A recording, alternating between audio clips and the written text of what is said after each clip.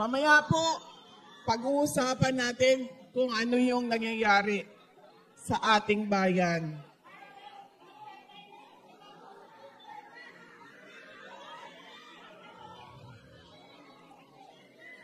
Ang susunod na pagpapasalamat ay mula sa ating pinakamamahal na dating Pangulong Rodrigo Duterte.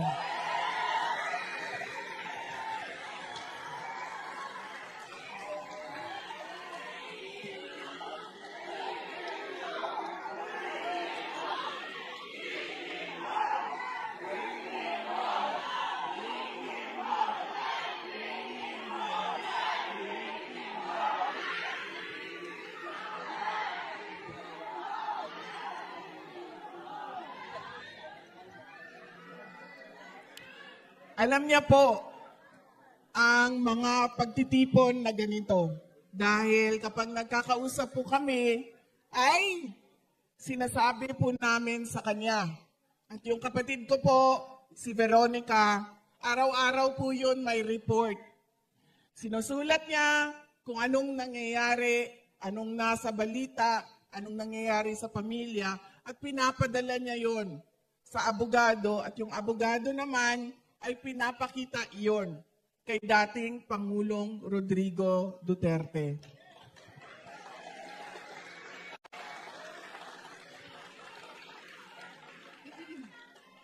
Kapag kami ay magkausap doon sa detention unit, sinasabi niya lagi, nagpapasalamat siya sa mga dasal ninyo.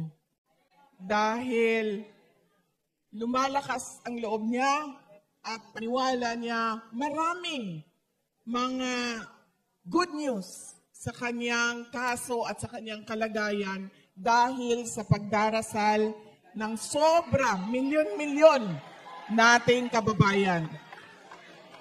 Pinapaabot niya ang pagpapasalamat niya sa inyong lahat.